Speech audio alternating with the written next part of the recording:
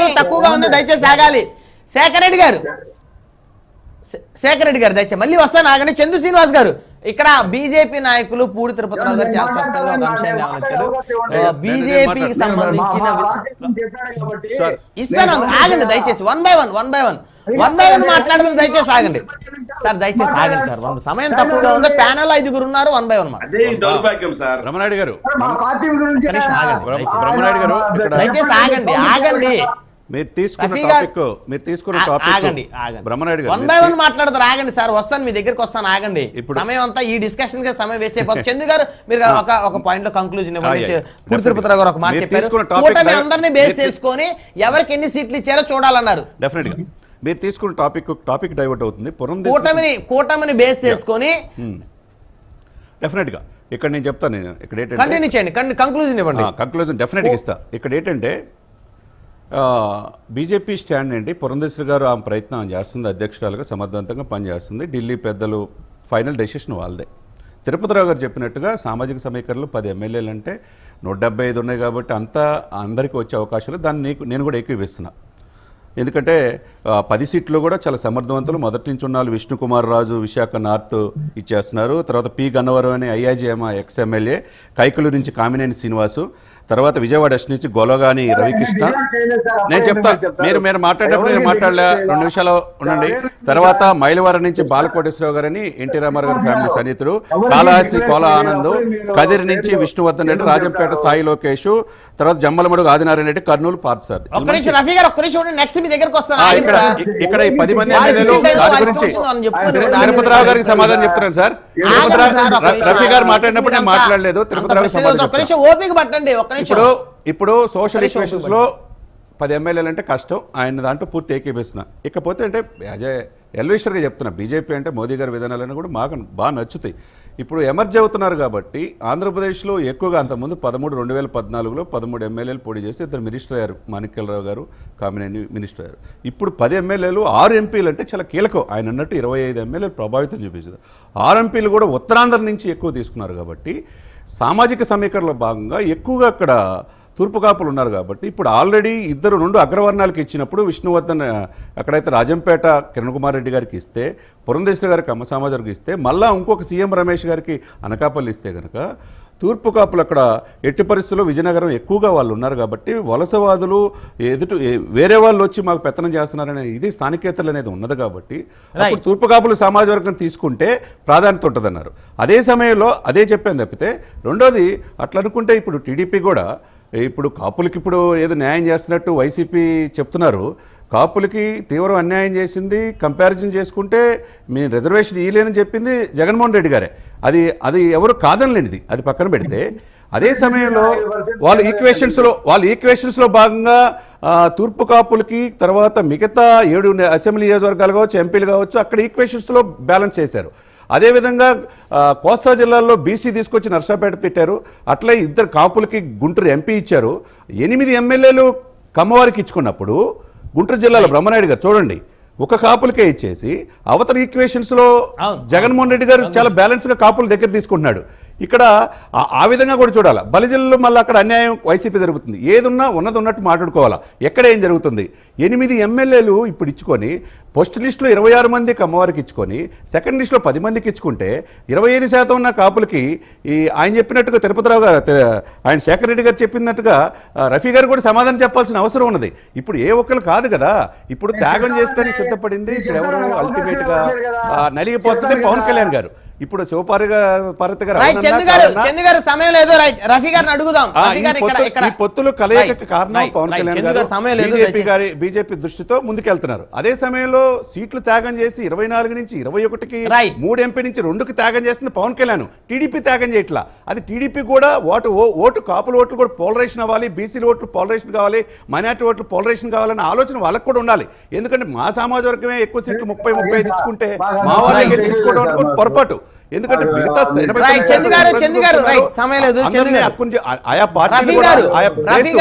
రాయలసీమ, కోస్తా, ఉత్తరాంధ్రని base చేసుకుని ఆ party emerge చేయడానికి అవకాశం ఉంటుంది. ఈ టోటల్ గా ఏంటంటే బీజేపీ ఒక సోషల్ ఈక్వేషన్స్ లో ముందుకెళ్తే గనక దయచేసి మీ అభిప్రాయం. రైట్.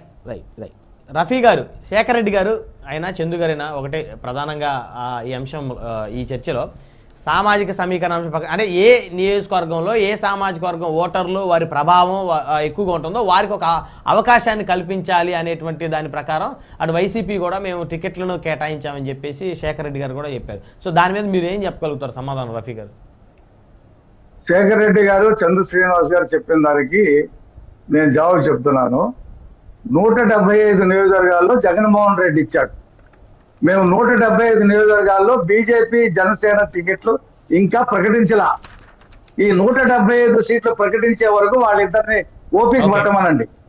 అప్పుడు కాపులకు ఎన్ని వచ్చినాయి, ఈ కూటమిలో బీసీలకు ఎన్ని వచ్చినాయి అనేది ఆ రోజున తెలుస్తుంది. ఎస్సీలు అంటే రిజర్వేషన్ ఉంది, ఎస్టీల కంటే రిజర్వేషన్ ఉంది. జగన్మోహన్ రెడ్డి గారు 6% ఉన్నటువంటి రెడ్లకి 45% ఉన్న బీసీల కంటే ఒక సీటు ఎక్కువ ఇచ్చుకున్నాడు. 49 సీట్లు రెడ్డిలకు ఇచ్చుకున్నాడు. ఇదే సామాజిక న్యాయం.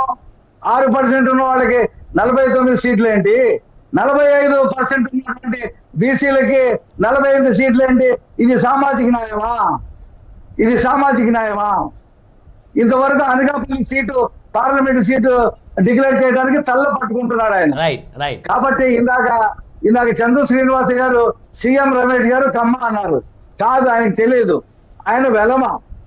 సీఎం రమేష్ గారు వెలమ, తెలుసుకోమనండి. కాబట్టి మీ దగ్గర తెలుసుకోవాల్సిన అవసరం లేదు. టీడీపీ కాదు ఆ సీటు, బీజేపీకి వెళ్ళిపోయింది. మీరు టీడీపీ కాదు బీజేపీకి వెళ్ళిపోయింది. టీడీపీ మలగలో ఇప్పుడు మా ఆయన ఏదనేది తెలుసుకోమంటారు. మీ దగ్గర తెలుసుకోవాల్సిన అవసరం లేదు. మాకు నాలెడ్జ్ ఉంటే ఇక్కడికి వస్తాం. మీరు చెప్పండి. మీరు ఆయన 6% ఉండి 6% ఉండి 45% రెడ్లకు ఇచ్చారన్నారు కదా. మీరు 3% కమ్మవాళ్ళు ఉండి 40 తీసుకుంటారా? మీరు 3% ఉండే 40 సీట్లు కమ్మవాళ్ళకి ఇచ్చుకుంటారా? మీరు 3% ఉండే 40 సీట్లు కమ్మాలకు ఇస్తే కాముకుంటారా? ఆయన 6% 45 రెడ్లకు ఇచ్చారు. సరే, మీరు 3% ఉండి ఎంతమందికి ఇచ్చుకుంటారు? గుంటూరు బాపట్ల, గుంటూరు నర్సాపేటలో 8 మందికి మీరు కమ్మాలకు ఇచ్చుకుంటే కాపులు అవసరం లేదా మీకు ఓటు? మీరేదో త్యాగం చేసినట్టు మీరు అవుతారు ఏంటండి?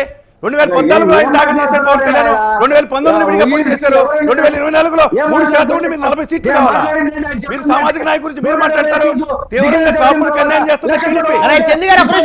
రఫీ గారు ఇక్కడ మీరేమన్నారు? ఒక్క నిమిషం. మీరు జగన్మోహన్ రెడ్డి గారు ఆయన సామాజిక వర్గానికి ఎక్కువ సీట్లు ఇచ్చుకున్నారు అని అన్నారు. ఓకే, దాన్ని ఖచ్చితంగా అగ్రి అవుదాం. ఎందుకంటే పోయిన ఎన్నికల్లో చూస్తే దాదాపు మీరు చెప్పినట్టు అబౌవ్ 45. అయితే అదే ధోరణి చంద్రబాబు నాయుడు గారు కూడా అదే వైఖరిని ప్రదర్శిస్తున్నారు కదా. అంటే వారు ఇచ్చుకున్నారు రెడ్లకు కాబట్టి టీడీపీ కూడా కమ్మోలకు ఇచ్చుకుంటుందని అంటారా? 45 సీట్లు ఇచ్చిందా టీడీపీ? 40 సీట్లు ఇచ్చిందా టీడీపీ కమ్మవారికి? ఫస్ట్ లిస్ట్ లో 28 ఇచ్చుకున్నారు. ఫస్ట్ లిస్ట్ లో 28 ఇచ్చుకున్నారు. సెకండ్ లిస్ట్ లో 12 ఇచ్చుకున్నారు. దాదాపు 40 ఇచ్చుకున్నారు. 45% ఉన్నటువంటి బీసీలకి 48 సీట్లు ఇచ్చి నేనేదో సామాజిక న్యాయం చేస్తున్నట్టు వీళ్ళందరూ మాట్లాడుతున్నారంటే 175 సీట్లు డిక్లేర్ చేసే వరకు ఆగండి. బీజేపీ 10, జనసేన 21, మొత్తం పార్లమెంట్ సీట్లు 25 చేసిన తర్వాత అప్పుడు ఏ కులానికి ఎన్ని వచ్చినాయి, ఏ వర్గానికి ఎన్ని వచ్చినాయి అప్పుడు విశ్లేషణ చేయండి. ఇంకా సీట్లు దాదాపు 25-30 సీట్లు డిక్లేర్ చేయవలసి ఉంది. కాబట్టి ఈ రకమైనటువంటి ఆర్గ్యుమెంట్ కరెక్ట్ కాదు. నేనేం చెప్తానంటే జగన్మోహన్ రెడ్డి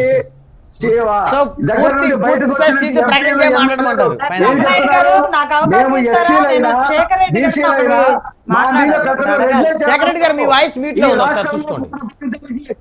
శేఖర్ రెడ్డి గారు వాయిస్ మ్యూట్ లో ఉంది మీది. రఫీ గారు చిన్న సబ్మిషన్. రఫీ గారు చిన్న సబ్మిషన్. సజ్జల రామకృష్ణారెడ్డి, పివి సుబ్బారెడ్డి, విజయసాయి రెడ్డి వీళ్ళే పెద్దలు చేస్తున్నారు కదా. వేణుగోపాల్ ఏం చేశారు మంత్రిగా? రఫీ గారు సమయం లేదు, దయచేసి రఫీ గారు శేఖర్ రెడ్డి గారు దయచేసి ఆగాలి, సమయం లేదు. తిరుపతి గారు కంక్లూజన్ తీసుకొని దయచేసి రఫీ గారు దయచేసి ఆగండి ప్లీజ్. రఫీ గారు, తిరుపతిరావు గారు, ఆగండి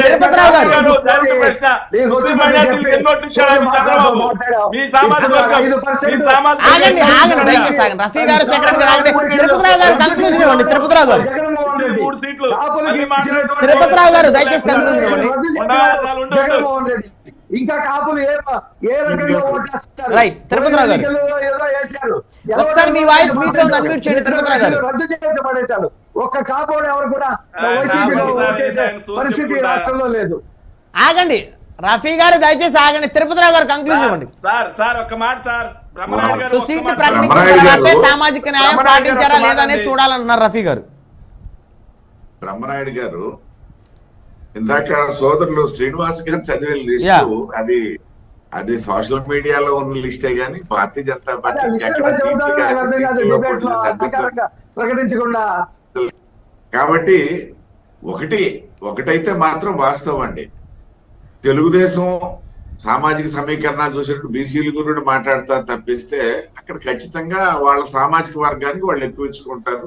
అలాగే వైసీపీకి వచ్చేటప్పుడు వాళ్ళ సామాజిక వర్గానికి వాళ్ళు ఎక్కువ ఇచ్చుకుంటారు. దీని విషయంలో వివాదం ఏమీ లేదు.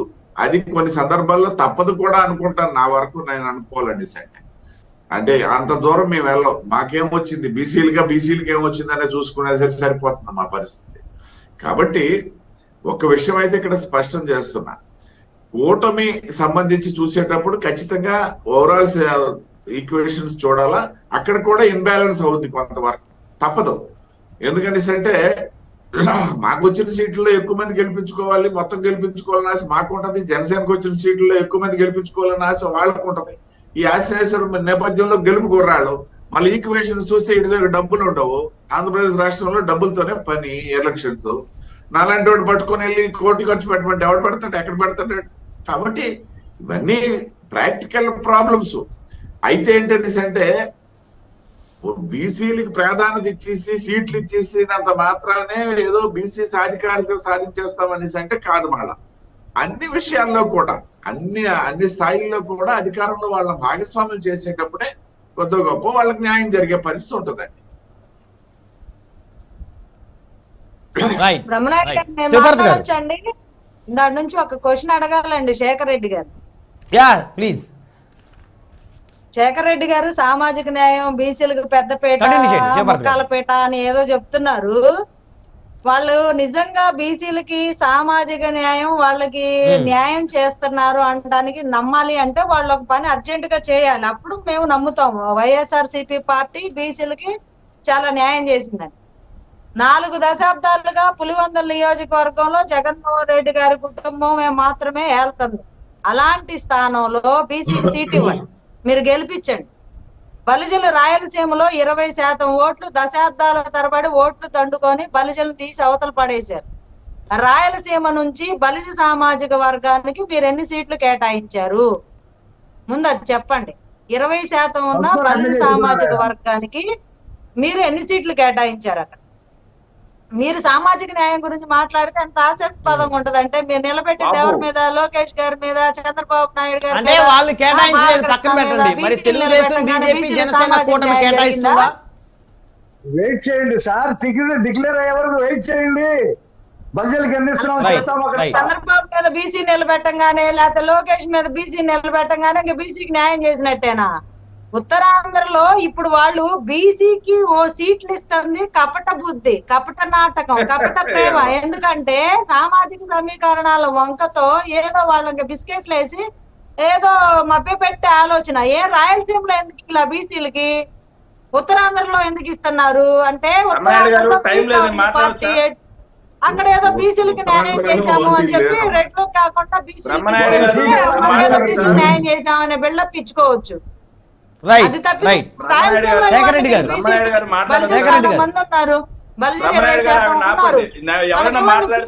సమయం తక్కువ ఉంది. ఓకే శివభారతి గారు ఒక్క నిమిషం. శేఖర్ రెడ్డి గారు కంక్లూజన్ ఇవ్వండి.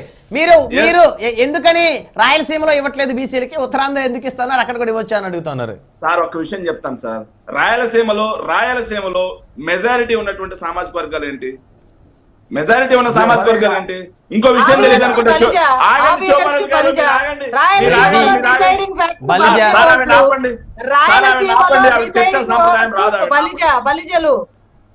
సార్ మీరు ఆపండి. మీకు తెలియదు Right. రాష్ట్రంలో ఏ కాన్స్టిట్యున్సీలో ఏ కులానికి ఎన్ని ఓట్లు ఎక్కువ ఉన్నాయి మొత్తం కావాలంటే పీడిఎఫ్ పంపిస్తా, చదువుకోండి. పలుచలు ఎక్కువ ఉన్న కాన్స్టిట్యూన్సీని చీల్ చేసి వాళ్ళని పలచన చేసేసి అక్కడక్కడ కన్సాలిడేట్ కింద చేసిన గుంటలకు గుంటల రాజశేఖర రెడ్డి గారు బ్రహ్మనాయుడు గారు అవి నాపండి నేను చెప్తాను. రఫీ గారు మీరు ఆగండి. నేను స్ట్రైట్ గా ఒక క్వశ్చన్ అడుగుతున్నాను సార్. నేను క్లియర్ గా చెప్తున్నాను. ఉత్తరాంధ్రలో తూర్పు కాపులకి అధికంగా సీట్లు కేటాయించాం. అలాగే ఏదైతే ఉభయ గోదావరి జిల్లాలకు వచ్చేసరికి కాపులకి ఎక్కువ సీట్లు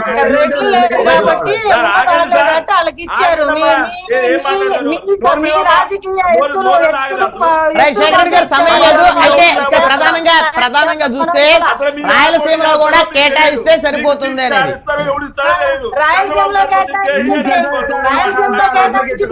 అంశాలు వద్దు శేఖర్ రెడ్డి గారు, ఆ అంశాలు వద్దు దయచేసి, ఆ అంశాలు వద్దు చర్చ, ఆ అంశాలు వద్దు. Right right.